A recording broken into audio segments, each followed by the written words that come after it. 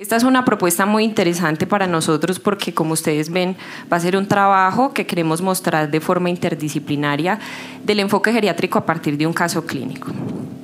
Entonces tenemos esta paciente que es doña Marinita, tiene 80 años y su motivo de consulta es debilidad en las piernas. Resulta que hace 6 meses atrás la señora se cae en la noche al desplazarse al baño, no logra incorporarse ya sola, necesita ayuda para poderse parar y el síntoma previo a esa caída fue mareo. Posterior a esto empieza con limitación de la movilidad, no quiere salir de la casa, se prende de las paredes de la casa para caminar porque siente mucho mareo y le da miedo caerse.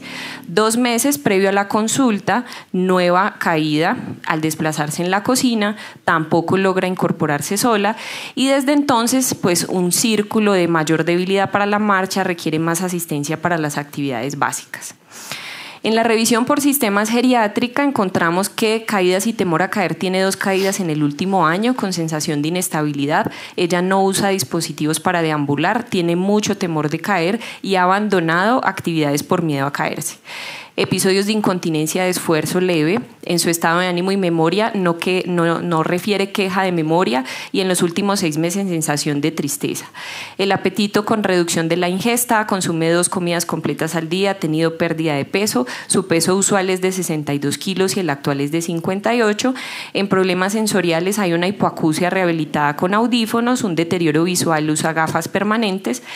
El riesgo de osteoporosis ya fue valorado, tiene una densitometría en rangos de osteopenia. Hospitalización es un punto aquí importante, en el enfoque lo vamos a ver, hace 6 meses por crisis hipertensiva y en ese momento le hicieron un ajuste del manejo farmacológico y de actividad física. Hasta hace 6 meses ella salía a caminar con su perro, con el nieto al parque diariamente 40 minutos, que un parque quedaba cerca de la casa. Como antecedentes patológicos es diabética tipo 2 no insulino requiriente, es hipertensa, tiene una enfermedad arterial periférica, tiene una polineuropatía de miembros inferiores con dolor crónico, un hipotiroidismo y una falla cardíaca con fracción preservada. Como quirúrgicos, colecistectomía y faquectomía. Aquí, como van a ver más adelante, va a ser parte del enfoque del caso clínico. La señora toma 14 medicamentos. Aquí vemos la lista de medicamentos que por definición en número sería una polifarmacia excesiva. En el examen físico entonces encontramos que doña Marinita tenía, como ustedes ven, una hipotensión ortostática y hacía síntomas ortostáticos, con una maniobra de Osler positiva al momento de evaluarla, un peso de 58 kilos con una talla de 1,45, su frecuencia cardíaca pues bien para su antecedente de falla cardíaca, en otorrino bien, cuello normal, cardíaco ruido rítmico sin soplos, nada llamativo pues en esta parte, en extremidades sin edemas, con una hipotrofia de cuádriceps, que esto también hace parte importante, con un perímetro de pantorrilla disminuido, y en la valoración neurológica entonces ustedes ven que tiene un test de Romberg positivo, una prueba de Dix-Hallpike negativa, unos reflejos pues que en general están conservados, una reducción de la fuerza generalizada de las extremidades y una marcha que es una marcha cautelosa con una base de sustentación amplia, giro en bloque. Dentro de las escalas de valoración geriátrica entonces tenemos que claramente hay una declinación funcional en ella, entonces tenía un Bartel previo de 90 y actual de 60, también un deterioro en sus actividades instrumentales, un minicoc conservado, ¿sí? El puntaje del minicoc es de 5 puntos, está bien, un PHQ2 que con lo que evaluamos escala afectiva, es un tamizaje afectivo, 1 punto, y un mini nutritional de 20 puntos en donde hay riesgo de malnutrición. En las medidas de ejecución, entonces, tiene una velocidad de la marcha de 0,64 metros por segundo, que es reducida, una fuerza de agarre que también está baja, 15 kilogramos en mano derecha y 2 en izquierda, y un SPPB, que es una prueba que vamos a ver en el enfoque de 7 puntos, que le da con deterioro y riesgo de discapacidad. Aquí vemos pruebas diagnósticas, en aras del tiempo pues no nos vamos a detener mucho en ellas, tenemos que desde el hemograma está bien, por ahí unos volúmenes corpusculares altos, tiene una deficiencia de vitamina B12, una deficiencia de vitamina D, una albúmina conservada, una electromiografía de miembros inferiores que confirma su diagnóstico de polineuropatía, un NT-proBNP que está ahí en sus límites, que comparativamente con el previo está estable, realmente no hay falla descompensada, y una tomografía que muestra muestra cambios atróficos esperables para la edad, nada más llamativo. Entonces, teniendo en cuenta esto, vamos a hacer una aproximación de esa valoración geriátrica multidimensional. Este es el eje de cómo manejamos los diagnósticos en geriatría. Entonces, vamos a evaluar si realmente esta señora es frágil, si tiene riesgo de discapacidad o si ya la tiene, su esfera de comorbilidad, especificando lo que ustedes ven en ese cuadro, si hay hipotensión ortostática, pseudohipertensión, las deficiencias de vitaminas, polifarmacia, miedo de caer, y su trayectoria de discapacidad, todo esto en el marco de un síndrome de caídas. Buenas tardes para todos, muchas gracias por estar aquí. Bueno, por aquí vienen algunas preguntas que vamos a intentar resolver con respecto al caso de Marinita. La primera de la que me voy a ocupar dice cómo interpretar las escalas de valoración geriátrica en el enfoque del paciente. Y en relación con eso, pues vamos a hablar principalmente de las escalas que valoran la capacidad funcional. Como el tema de la charla va enfocado principalmente a cómo valorar, hacer un enfoque geriátrico para los que no son geriatras, me interesa mucho que de aquí saquemos los conceptos de lo que es sin duda la valoración más importante dentro de la valoración geriátrica multidimensional, y es la capacidad funcional. Entonces, lo primero que ustedes van a aprender de esta charla es que existe la capacidad funcional y la capacidad funcional. Si ustedes van y le preguntan a un cardiólogo o a un neumólogo qué es la capacidad funcional, les va a decir que es la máxima capacidad metabólica que puede alcanzar un paciente durante el ejercicio, y entonces seguramente lo va a mencionar en términos de METs. Pero cuando hablamos, o sea, esa es la capacidad funcional. Cuando hablamos de la capacidad funcional, que es en geriatría, vamos a remontarnos hasta 1959, cuando la OMS comenzó a mencionar que en los adultos mayores a nosotros no nos importan tanto las condiciones de salud. Ya tenemos una vida que él ha transitado, el adulto mayor, y lo que empieza a importarnos fundamentalmente es la calidad de vida y que el paciente sea independiente para realizar sus actividades de la vida diaria. Le pueden preguntar a sus familiares que son mayores, no, es que yo que llegue a viejo, los años que cumpla, que tenga que cumplir siempre y cuando me pueda defender solo. Entonces, por eso esta capacidad funcional es la que nos importa en geriatría y se define como los atributos relacionados con la salud que permiten a una persona ser y hacer lo que para ellos es importante. Y esto tiene tres componentes: la capacidad intrínseca de la persona, o sea, lo que él puede hacer con su cuerpo, y las características del entorno. Y el tercer componente son las interacciones entre estas dos cosas. Y eso ya nos abre el camino para un primer concepto, que es la discapacidad. Usualmente consideramos la discapacidad como un atributo de la persona. Esa persona está en discapacidad, es un discapacitado. Pero resulta que la definición de discapacidad depende del medio ambiente, de cómo una persona con limitación funcional o no interactúa con el medio ambiente. Por eso una persona está en situación de discapacidad. Les pongo un ejemplo. Una persona que no se pueda parar a correr las cortinas podría estar discapacitado. Si yo con la tecnología hago una compensación y le pongo un control con el cual pueda mover las cortinas, esa persona deja de estar discapacitada. Ahí es donde entendemos el concepto relacional de la discapacidad y cómo lo vamos a manejar en geriatría. Ahora, esto cuando lo mencionamos en pregrado, esto se llama los niveles de integración de la capacidad funcional.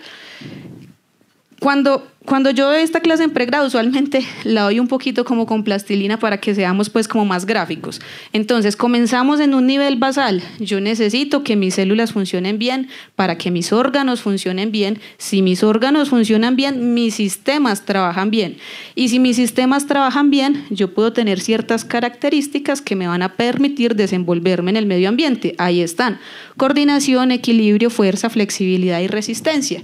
Si yo tengo esos atributos trabajando bien, yo puedo hacer movimientos específicos. Puedo pararme, puedo sentarme, cambiarme de una cama a una silla, puedo ir al baño, apagar, prender las luces, etc.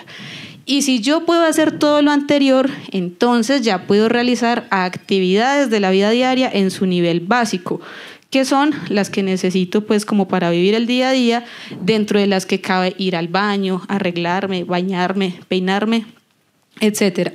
Si las básicas están bien, yo puedo hacer las instrumentales bien. Las instrumentales se caracterizan porque son aquellas con las cuales yo interacciono con el medio ambiente. Ahí está, si uso el transporte, si soy capaz de limpiar la casa, si soy capaz de tomarme mis medicamentos, si soy capaz de manejar mi propio dinero. Cuando yo tengo esas actividades funcionando adecuadamente, puedo desempeñar roles sociales y digamos que vivir en sociedad, interactuar con la sociedad.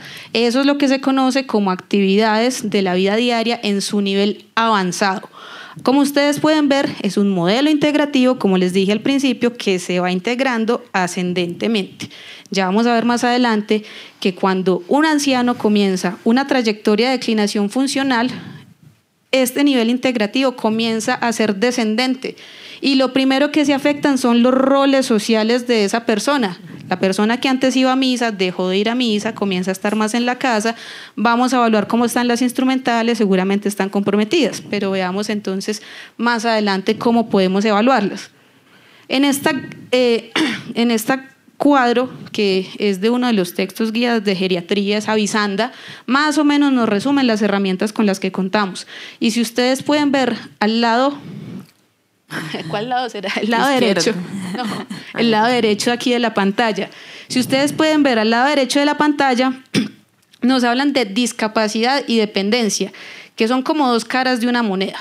Pues en términos prácticos en términos conceptuales son diferentes, pero digamos que en términos prácticos podríamos utilizarlo de una manera casi que igual.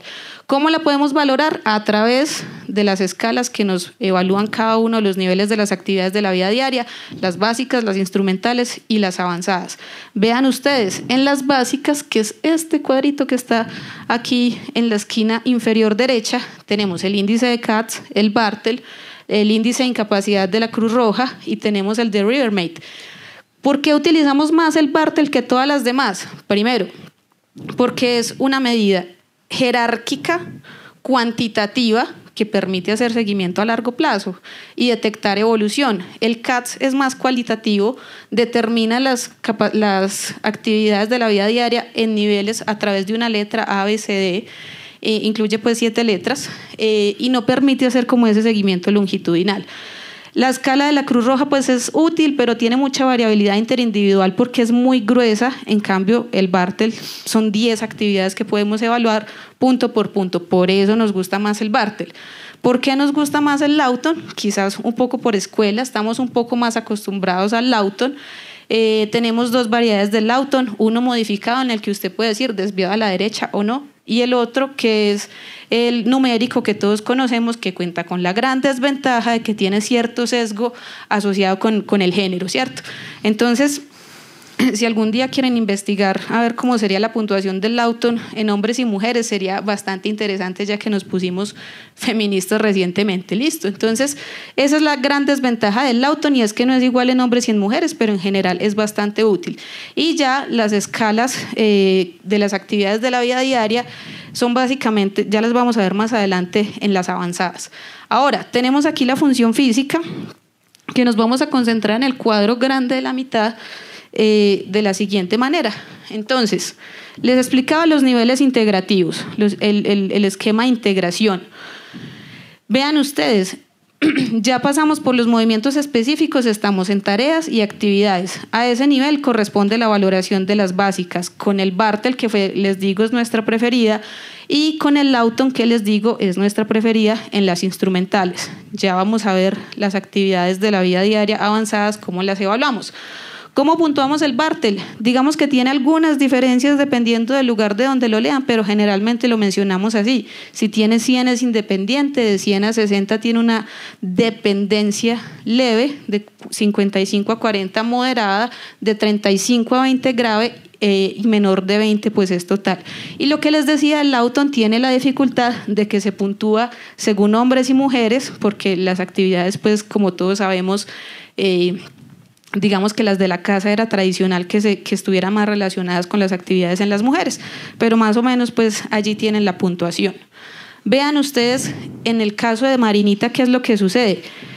Según esa puntuación, Marinita nos da para una dependencia leve, o sea, tiene leve al principio y tiene leve al final. Pero vean que utilizamos el Bartel, que es una medida numérica, y nos permite detectar que a pesar de que cualitativamente es leve, hay una declinación funcional. Y hay una declinación funcional desde las básicas, que no es lo mismo que una declinación desde las instrumentales. Igual allí también aplica para el Lawton, que como ustedes lo pueden ver, pasó de 6 a 3 en muy corto tiempo. Ahora, las avanzadas es básicamente la razón de por qué los geriatras somos tan chismosos y le preguntamos: ¿usted va a misa? ¿Con quién vive? ¿Qué hace los fines de semana? ¿A qué se dedica? ¿Cierto? Porque es lo que nos interesa de cómo esa persona participa en la sociedad y cómo cumple roles sociales, porque como les digo, es la primera que se altera cuando un paciente está en trayectoria de declinación funcional. Si ustedes recuerdan, en los niveles integrativos habían unas actividades específicas y para la valoración de esas actividades específicas también hay unas pruebas que podemos utilizar. No nos hablan de dependencia ni discapacidad, pero nos permiten hacer proyecciones a futuro para identificar a aquel paciente que está en riesgo de declinación. Allí entra la velocidad de la marcha, el SPPB, el Time Up and Go. El SPPB lo preferimos quizás porque es el que tiene mayor estudio, con un punto de corte de 8, y porque involucra la incorporación de una silla, las pruebas del equilibrio y la velocidad de la marcha, como lo vemos en el caso de Marinita, con un punto de corte de 0.8 metros sobre segundo en velocidad de la marcha. O sea, por debajo, esta paciente ya tiene una velocidad de la marcha que es lenta, y eso ya nos habla de que debemos ir buscando alteraciones porque está en riesgo de declinación. El tema con la fuerza de agarre es un tema bastante interesante en relación con sarcopenia y dinapenia. Lo que les voy a mencionar ahora es el punto de corte que está actualizado que está validado para nuestro país: 16 kilogramos en las mujeres, 26 kilogramos en los hombres, y como les mencionaba, la prueba integrada del SPPB alcanza hasta 12 y tenemos un punto de corte en 8 para los pacientes que están en riesgo de declinación funcional. Entonces, no se les olvide esto: un paciente, el esquema integrativo y las actividades de la vida diaria se integra de manera ascendente, pero cuando un paciente declina, pues la forma de interpretarlo es de manera descendente. Lo primero que ese paciente deja de hacer es de cumplir roles sociales, deja de ir a misa, deja de hacer las actividades que usualmente hacía. Esto es muy importante porque es que muchos creen que con hacer un Bartel ya abordamos toda la geriatría, pero vean todo el camino que nos falta para llegar al Bartel. El Bartel es la escala menos sensible que tenemos para la declinación funcional. Si un paciente ya comienza a tener un Bartel alterado, es porque ya está bastante comprometido. No se les olvide esta tabla. Ahora, este tema de la declinación funcional básicamente es un continuo. Tenemos un paciente en la esquina que no se ve. Tenemos un paciente antes de la fragilidad, que es un paciente robusto. Cuando el paciente hace un menoscabo de todas sus reservas fisiológicas, llega a la fragilidad. Es un estado de vulnerabilidad donde el paciente no está declinado, no está discapacitado, pero tiene riesgo de discapacitarse o riesgo de fallecer. Y no les miento cuando les digo que hay 300 escalas para valorar la fragilidad. Pero les adelanto pues que tenemos un fenotipo, que es pues a través de las características físicas y de lo que puede hacer, y un modelo que es por acumulación de déficit, en el cual analizamos la carga de comorbilidad y cómo eso puede impactar en hacer vulnerable a un paciente. Ahora, como es un continuo, el que está frágil puede llegar a declinación funcional, que es que empezó a tener alteraciones en esa valoración de las actividades de la vida diaria, pero todavía puede recuperarse, y la fragilidad también puede recuperarse. O sea, podemos desfragilizar a un paciente. Ya les voy a mencionar por qué. El tema es que cuando llega a discapacidad, las cosas se convierten son un poco más difíciles, porque dependiendo del tipo de discapacidad puede ser reversible o no. En muchos de los ancianos que llegan a discapacidad no logramos recuperarlo completamente, porque ya hemos hecho un menoscabo de todas las reservas fisiológicas. Ahora, el bonus track conceptual que vamos a hablar de la fragilidad. La sarcopenia es importante porque se piensa que es el sustrato fisiológico que explica la fragilidad. O sea, todo paciente frágil en el concepto de Linda Fried, necesariamente es sarcopénico. Y las caídas, como en el caso de Marinita, terminan convirtiéndose en una expresión de la fragilidad. Un paciente que comienza con caídas recurrentes, muy seguramente es frágil y es de las primeras cosas que vamos a intervenir. Diana. Bueno, continuando, entonces vamos a esta pregunta, ¿sí? ¿Cómo interpretar e intervenir la polifarmacia? Vimos que la señora tiene una lista de 14 medicamentos. Entonces, primero tenemos que entender por qué la polifarmacia es un problema. Y desde el punto de vista en la literatura es bien importante y conflictivo porque no hay una definición específica. Hay alrededor de 14, 15 definiciones de polifarmacia.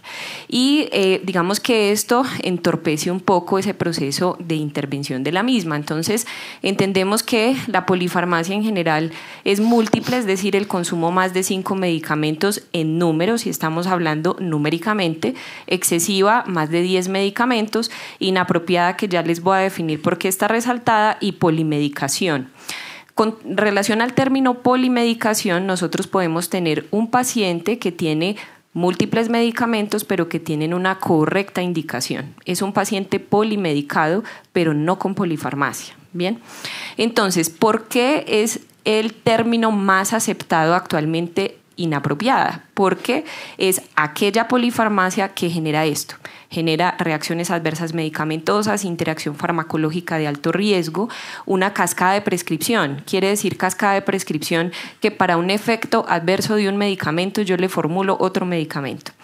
Induce síndromes geriátricos, entonces aquellos medicamentos que tienen efecto, por ejemplo, anticolinérgico, y empieza a haber alteraciones cognitivas. Antihipertensivos múltiples que generan hipotensión, como es el caso de la señora, ¿bien? O si no hay indicación clara, entonces usted toma la lista del paciente y le pregunta, ¿usted por qué toma este medicamento? No se acuerda, no sabe por qué. Y usted ve en la lista de antecedentes patológicos y no hay una clara indicación del medicamento.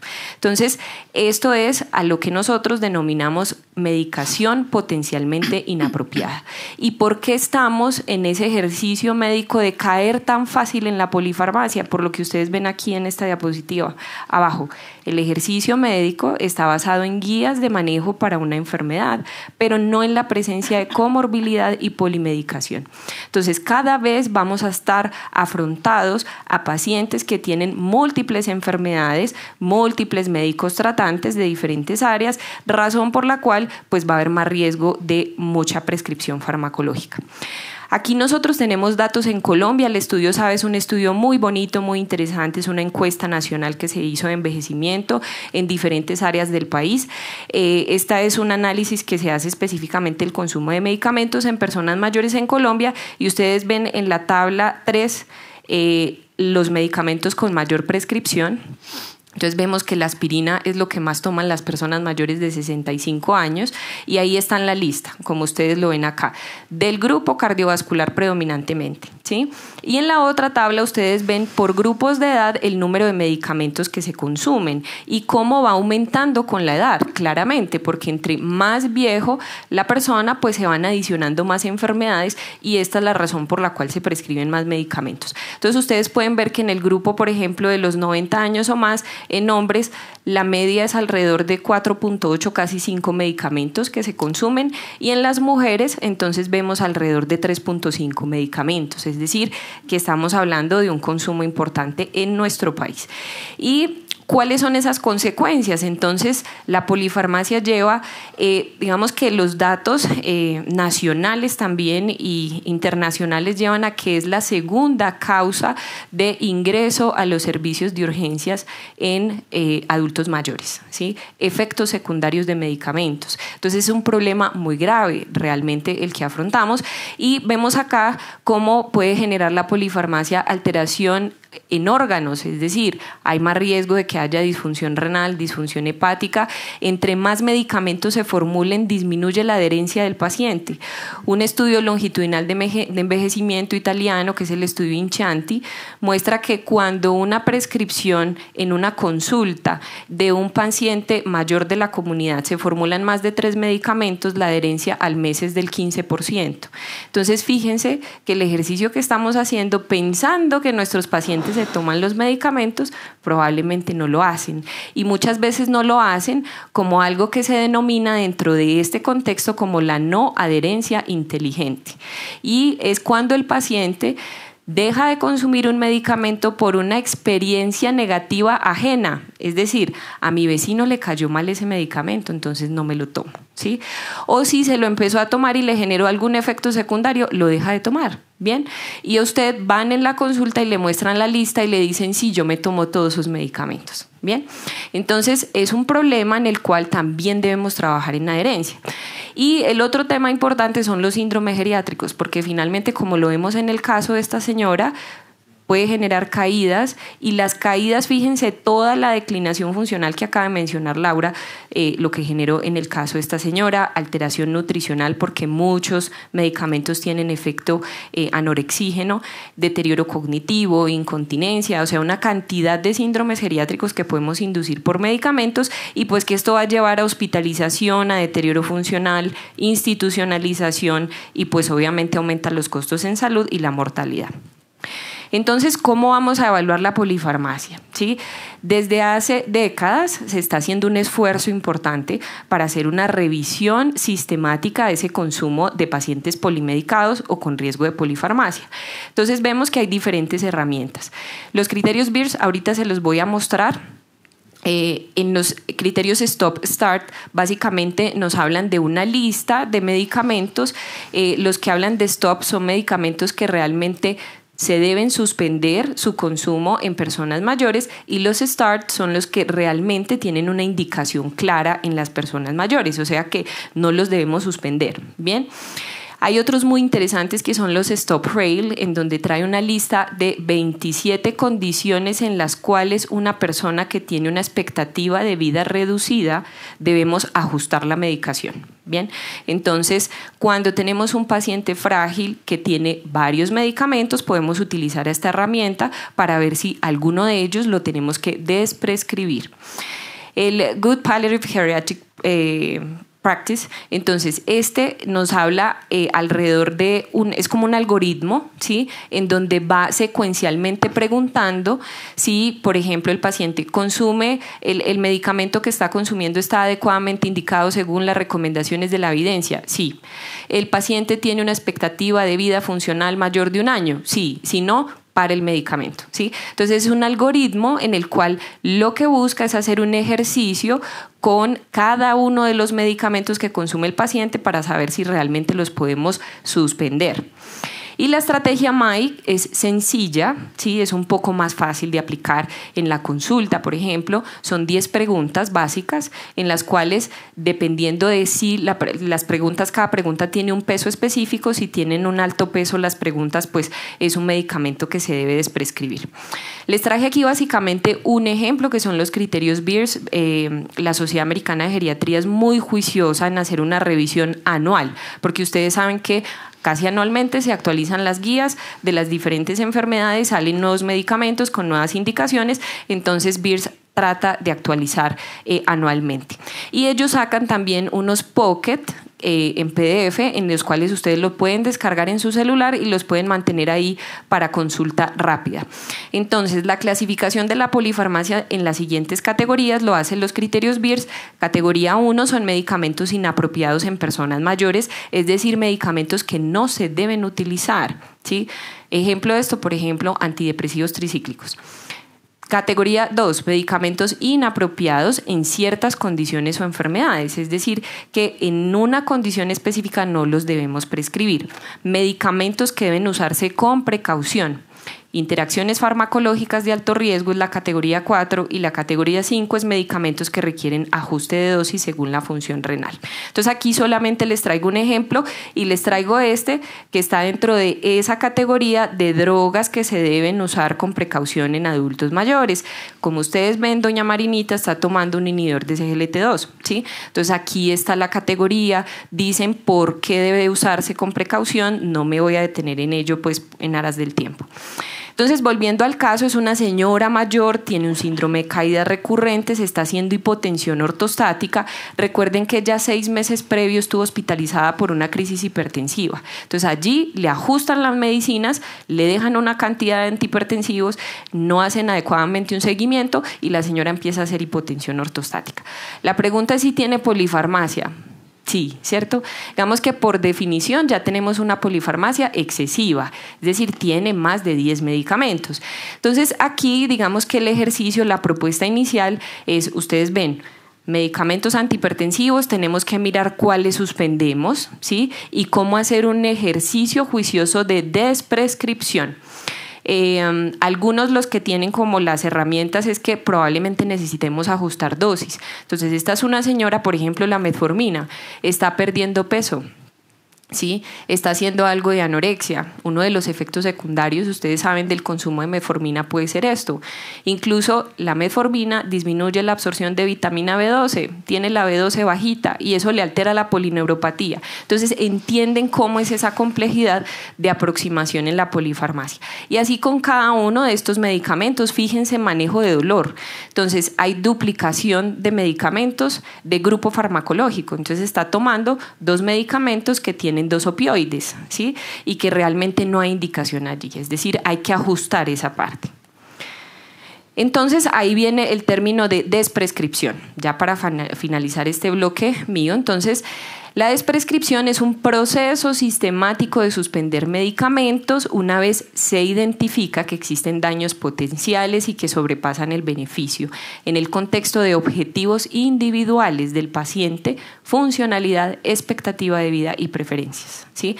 Entonces, fíjense que siempre en las escuelas de medicina nos enseñan a prescribir drogas, pero no a quitarlas, ¿sí? Y ya hay algoritmos específicos de desprescripción, ¿sí?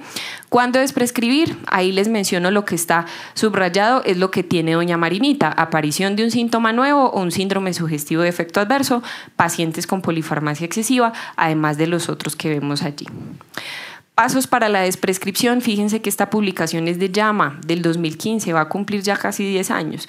O sea que es tan importante este ejercicio para el ejercicio médico general que finalmente esto nos ayuda bastante. Vemos por pasos. Paso 1, evaluar todos los medicamentos que toma el paciente y de los formulados que no toma, ¿sí? El paso 2, evaluar los riesgos asociados con el medicamento en número, edad, comorbilidad y múltiples tratantes. ¿Qué quiere decir esto? Si hay muchos médicos que están manejando el paciente, eso a veces dificulta el proceso de desprescripción. El paso 3 tiene una serie de preguntas. Entonces, evaluar cada medicamento, si no hay indicación, si hace parte de cascada de prescripción, si el daño actual sobrepasa el beneficio, los demás. El paso 4, priorizar. Y aquí es muy importante suspender los de mayor riesgo primero y los que produzcan menos efectos por supresión, porque si usted le empieza a quitar al paciente un medicamento y empieza con síntomas de supresión, va a la consulta y dice: usted me quitó ese medicamento y yo me sentí mal, ¿sí? Entonces es muy importante hacer ese juicioso análisis y por esto deben recibir educación. Finalmente, tenemos esta página, los invito a que la visiten. Es una propuesta canadiense que es de una red nacional de desprescripción. Tiene algoritmos de desprescripción de psicofármacos, de inhibidores de bomba de protones, benzodiazepinas, antihipertensivos. Entonces, nos ayudan a saber cómo vamos a quitar el medicamento. Gracias. Bueno, buenas tardes a todos. Por último, vamos a hablar desde el punto de vista de rehabilitación en este caso clínico. Por último, pero no porque la rehabilitación sea lo último, y este es uno de los principales mensajes que quiero dejarles hoy, y es solemos pensar que enviamos a rehabilitación o a fisiatría al paciente cuando ya está en una etapa o en una condición de discapacidad o en un paciente que ya no sabemos qué hacer con él. Y en realidad lo que debemos hacer es enviarlo desde el primer momento en que lo recibimos o en que identificamos algunos factores. Acá un poquito mostrarles cómo la relación entre el geriatra y el fisiatra, y por eso nuestra intención de mostrarles esto desde el punto de vista interdisciplinario, pues es muy transversal. Cómo hacemos el manejo de esta paciente desde el primer momento. Bien, ella podría haber consultado primero al fisiatra que al geriatra porque sus síntomas eran debilidad, dolor en las piernas. Fácilmente hubiera podido llegar primero con nosotros y teníamos que enviarlo sí o sí directamente al geriatra y hacer un manejo conjunto desde el primer momento. Entonces, un poco como para ver cómo es esa relación multidireccional y transversal desde el primer momento. Esto pues ya lo sabemos todos, lo hemos repetido creo que en varias charlas, inclusive ahorita en infectología lo hablaban. El envejecimiento de la población es algo que ya sabemos que está ocurriendo, es un hecho. La población está envejeciendo, pero no necesariamente está teniendo un envejecimiento saludable, que es lo que quisiéramos. Entonces ahí nos empezamos a preguntar si realmente lo que estamos es sobreviviendo y no teniendo una mejor calidad de vida. Entonces, no necesariamente por tener una mayor expectativa de vida, que estamos llegando a niveles históricos de expectativa de vida la más alta que hayamos tenido, no necesariamente significa que vamos a ser más saludables que nuestros abuelos o que nuestros padres. Hay dos formas de ver a Marinita. Cuando la doctora Diana describió el caso, yo me imagino que todos estaban haciéndose una imagen mental de cómo era ella. Entonces, quiero hacer un censo. Aquí tengo dos posibilidades. ¿Quién vio a Marinita? Levanten la mano. De esta forma. No, así. Postrada en una cama, en silla de ruedas, sola, triste, tomando medicamentos. ¿La vieron así? Bueno, muchos médicos tenemos o tienen esta visión. Yo bien podría enfocar esta charla en decirles cómo prescribirle a Marinita una silla de ruedas, un caminador, ¿sí? Sin embargo, hay quienes vemos a Marinita así. ¿Quién la ve así? ¿Cierto? Gracias a muchas escalas, clínica, a todo el chisme que preguntamos del que hablaba la doctora, nosotros podemos establecer o determinar cuál es el pronóstico funcional de nuestros pacientes. No porque tenga 80 años, multimorbilidad, polifarmacia, se haya caído, inicio de un proceso de declinación funcional. No por todo eso que pareciera mucho, tengo por qué verla así, ¿sí? Yo puedo establecer desde el primer momento, si soy lo suficientemente juiciosa, que Marinita podría estar así, pero es muy importante que yo lo crea y que la convenza a ella de que puede estar así, ¿sí? Estoy segura que puede lograrlo, pero la mayoría del trabajo va a depender de ella y su familia. ¿Listo? Entonces, una misión grande que tenemos desde el punto de vista de rehabilitación es convencerla y demostrarle que tenemos el sustrato, a pesar de estar presentando algunas condiciones, tenemos la posibilidad de empezar un trabajo muy juicioso, muy ordenado, muy bien estructurado y enfocarnos en devolverle a Marinita esas cosas que nombraba la doctora Diana al principio, que a ella le gustaba hacer y había dejado de hacer por miedo, no porque no pueda. Dejó de ir al parque con el perro porque le da miedo volverse a caer, ¿sí? Entonces es una de las cosas más importantes que nosotros tenemos que manejar desde rehabilitación. No solamente recuperar la capacidad que haya perdido, sino llegar mucho más allá e inclusive lograr cosas que antes no lograba. Muchos pacientes cuando llegan a rehabilitación, porque antes no lo habían hecho, pero tienen una caída que no tiene consecuencias mayores y son pacientes que no están en una declinación funcional todavía tan importante, y con ellos podemos trabajar, inclusive logramos condiciones funcionales mucho mejores a las que tenían antes de haber consultado, ¿sí? Porque antes nunca habían trabajado en esto porque creían que como no tenían una discapacidad o se habían caído pero no se habían fracturado, pues no tenían que hacer rehabilitación o no tenían que consultarlos, ¿sí? Entonces, ese también es un mensaje. Los pacientes que se caen y no tienen consecuencias graves de la caída, que son la mayoría, los que tienen consecuencias graves son menos, también necesitan un proceso de rehabilitación. A veces lo dejamos pasar, se cayó pero no le pasó nada grave, no se fracturó, no tenemos que intervenir. O este paciente no tiene ningún problema funcional todavía, ningún déficit, no tenemos que intervenir, pero salió de una hospitalización prolongada. Por favor, esos pacientes tenemos que intervenirlos para mejorar a largo plazo su condición. Entonces, ¿qué hacemos nosotros los fisiatras desde el momento en que conocemos a estos pacientes? Lo primero es evaluarlos para poder definir qué condición tenemos en este momento, qué posibilidades tenemos y cómo tenemos que empezar un proceso de rehabilitación. Ya vamos a ver algunos tips rápidos de evaluación que inclusive el médico general o cualquier otra especialidad podría hacer en el consultorio para identificar pacientes que tengamos que rehabilitar o que empezar a hacer un programa específico. Una vez hemos evaluado y definido la condición actual del paciente, pues empezamos a hacer nuestras intervenciones desde el punto de vista de rehabilitación. Lo primero es que vamos a manejar el dolor. Si es un paciente con dolor, va a ser muy difícil adherirlo a un programa de rehabilitación. Vamos a manejar la kinesiofobia, que es ese miedo que tiene Marinita de salir al parque con el perro porque se va a volver a caer. Esto es clave y ya vamos a ver algunos tips cómo identificarla y manejarla. Hay que manejar las comorbilidades, por eso es tan importante el trabajo en equipo, ¿sí? Por eso trabajamos con otras especialidades. Hay que evaluar y trabajar, ya lo había nombrado también la doctora Diana, los problemas visuales que tenga la paciente, cirugía de cataratas, lo que necesiten desde el punto de vista de intervención para mejorar su salud visual, manejar la polifarmacia que nos acaban de explicar perfectamente de qué se trata y cómo se maneja, y las modificaciones y algunos también tipsitos que vamos a dejar de cómo manejar o qué tipo de modificaciones vamos a sugerirle a los pacientes realizar en el hogar, ya como modificaciones externas para evitar tener caídas o problemas relacionados con este tipo de cosas. Lo primero que vamos a evaluar en ellos para tener el punto de partida y plantearnos objetivos de rehabilitación es el riesgo de caída.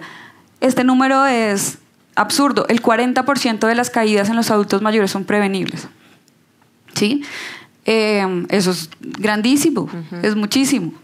¿Cómo las podemos prevenir? Ahorita vamos a ver cómo las podemos prevenir. Ahí en el cuadrito está, no se ve muy bien, pero ya les voy a decir más adelante.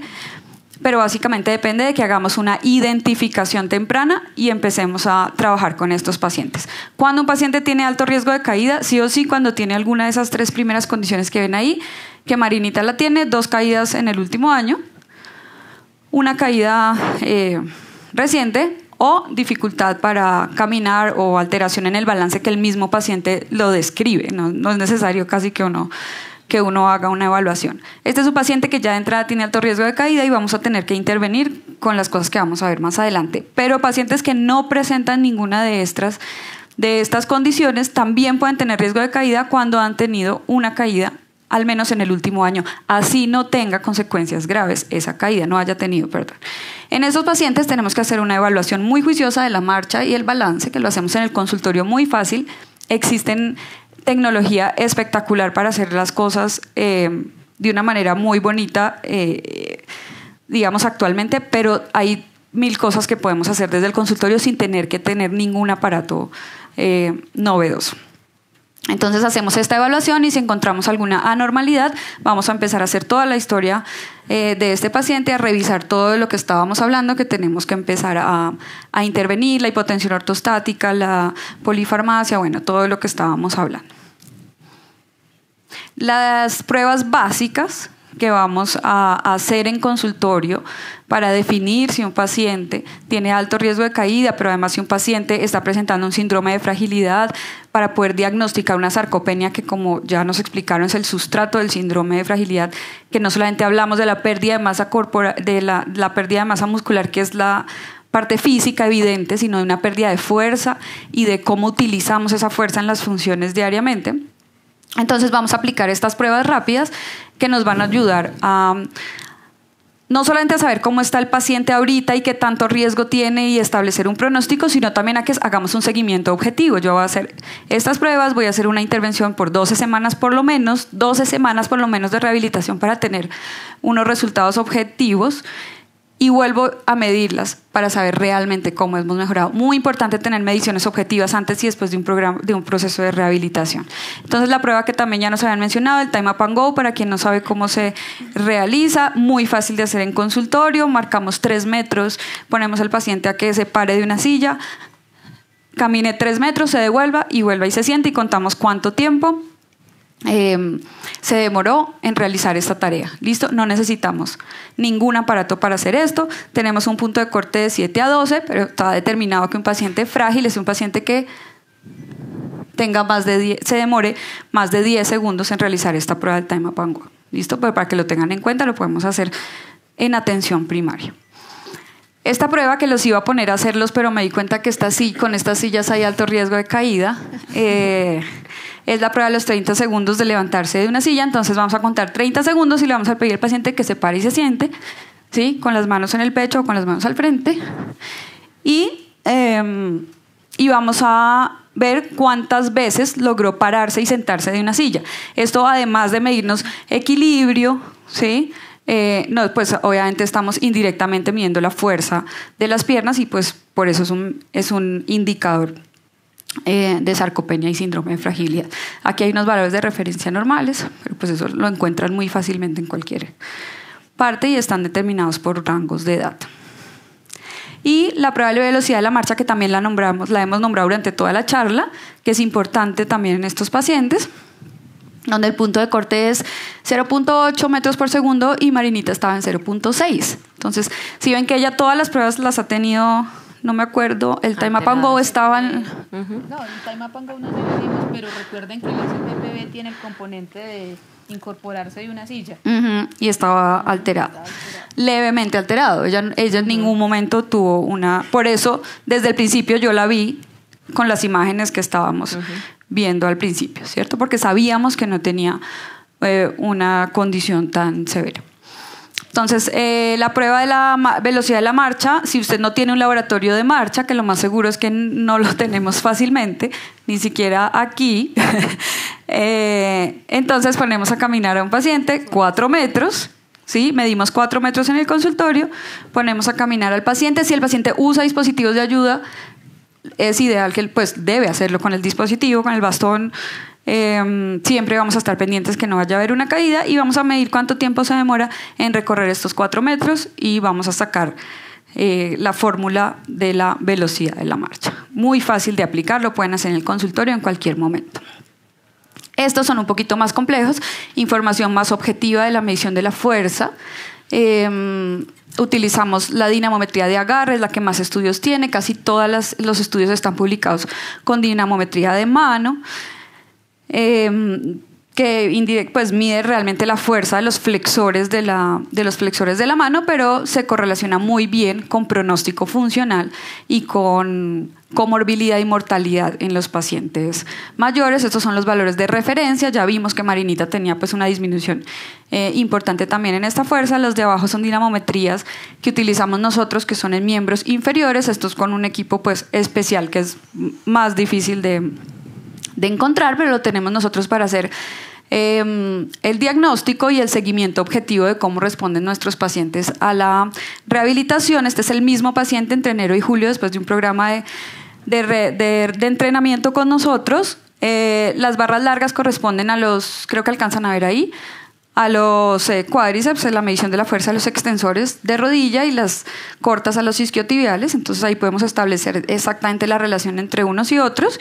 Y miren cómo este paciente adulto mayor, con Parkinson además, mejoró significativamente en estos meses de entrenamiento. Más que mejorar mucho en número, mejoró en la correlación y el balance entre unos músculos y otros, que es en lo que estábamos enfocándonos.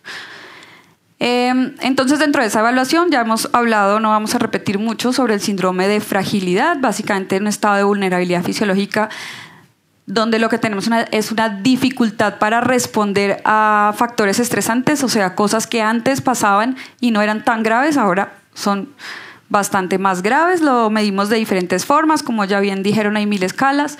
Pero básicamente podemos usar la escala Frail, que es con preguntas, donde subjetivamente el paciente nos va a responder algunas preguntas y nos va dirigiendo hacia cómo está su estado funcional. El fenotipo, del que también ya hablamos, que consiste en agotamiento, baja actividad física, pérdida de peso y debilidad del agarre, y las pruebas, pues, de las que ya hemos mencionado.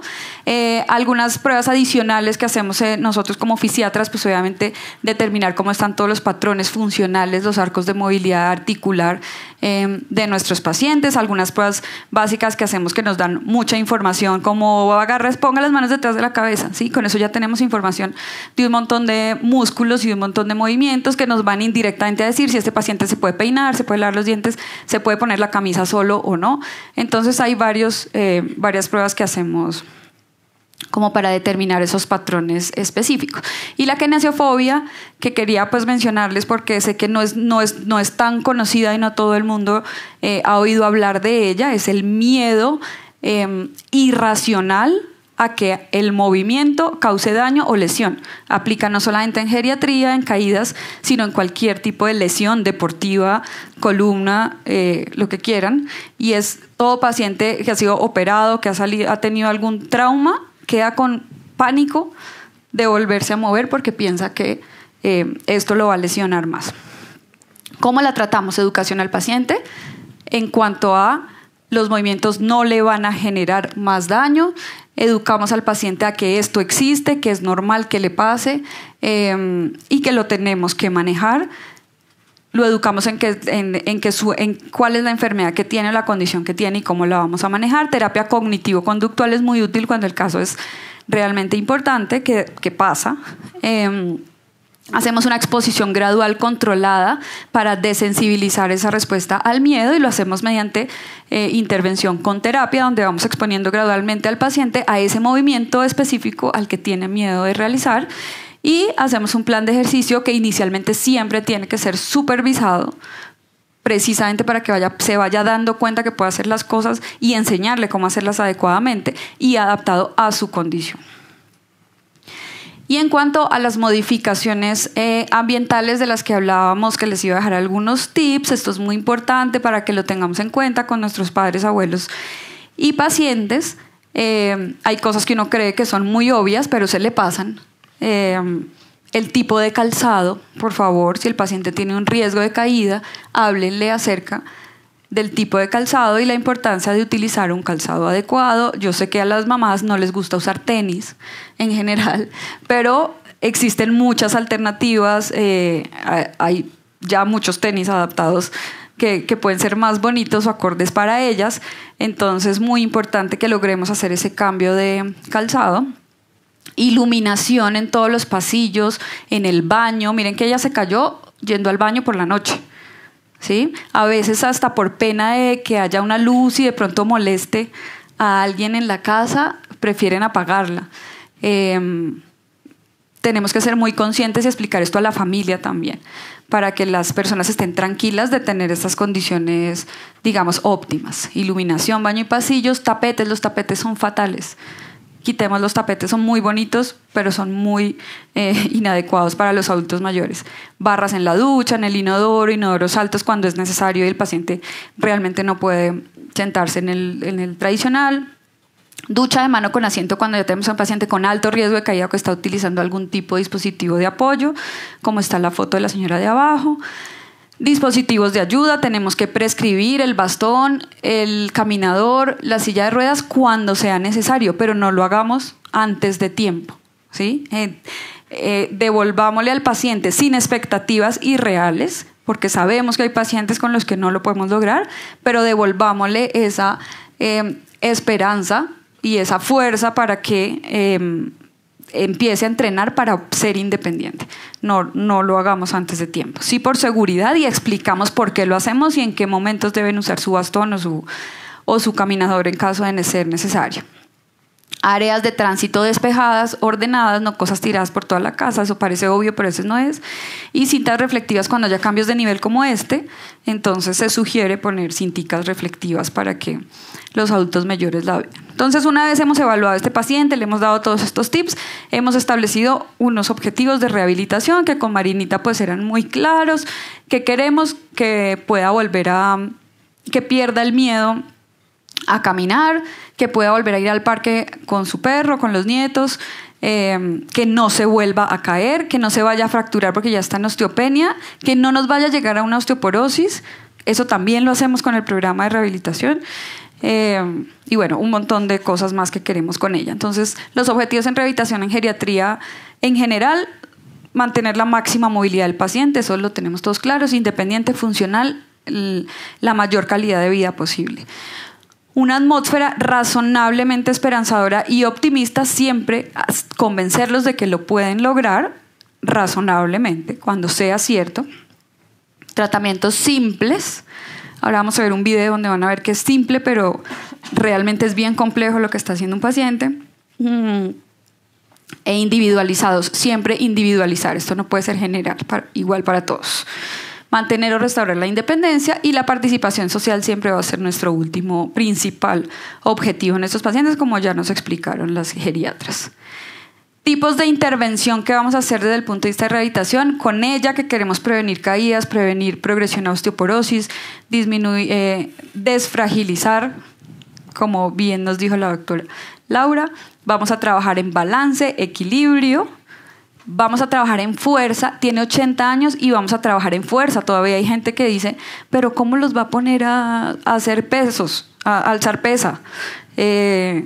Sí, vamos a trabajar en fuerza, flexibilidad, capacidad aeróbica y reeducación de patrones motores, que es como nosotros lo describimos, que es patrones para que se pueda peinar, poner la ropa y todas las actividades instrumentales de las que estábamos hablando. ¿Cuánto es lo que está establecido por la OMS? No hay un valor distinto específico para estos pacientes. En cuanto a prescripción de ejercicio, que lo utilizamos como estrategia de rehabilitación dentro del programa de nuestros pacientes. Entonces vamos a prescribir ejercicio que se enfoque en mejorar todas estas condiciones que nos estábamos planteando anteriormente. Ejercicio de moderada intensidad, perfectamente podemos hacer en estos pacientes ejercicio de moderada intensidad, no tienen riesgo de empezar ejercicio de esta intensidad. Si fuéramos a tener una intensidad más alta que no vamos a poder por la condición del paciente, pues tendríamos que hacer otro tipo de estudios como pruebas de esfuerzo, pero aquí tenemos toda la seguridad de empezar a hacer ciertos ejercicios en una intensidad. Obviamente esto es progresivo, individualizado, como estábamos diciendo. Vamos a fraccionar las sesiones que vamos a hacer con estos pacientes, no vamos a hacer 40 minutos seguidos, sino que vamos a fraccionar en varias sesiones al día idealmente. Vamos a ir progresando en tiempo. Vamos a hacer mucho énfasis en la fuerza de miembros inferiores, que es los que más necesitamos para mejorar la marcha y toda la condición de esta paciente. Vamos a hacer ejercicios que simulen funciones de la vida diaria. Y vamos a definir todo lo que vamos a hacer consensuado con el paciente para que sea algo muy motivador y agradable y algo que a ellos les guste hacer.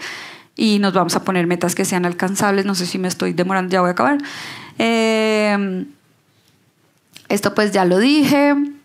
Esto es muy importante, lo que está en el cuadrito azul, médicos. La falta de prescripción de rehabilitación, de ejercicio en general, de actividad física en la consulta es tomada inconscientemente por los pacientes como una tolerancia al sedentarismo, ¿sí? Entonces, por favor.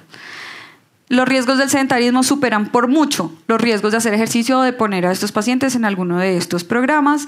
Esto para que vean pues un poco algunos artículos que nos hablan de cómo podemos revertir la fragilidad de lo que ya estábamos hablando, y recordarles que nunca es tarde para empezar en estos procesos, así la paciente tenga 80 años y creamos que es normal que tenga toda esta condición que está teniendo.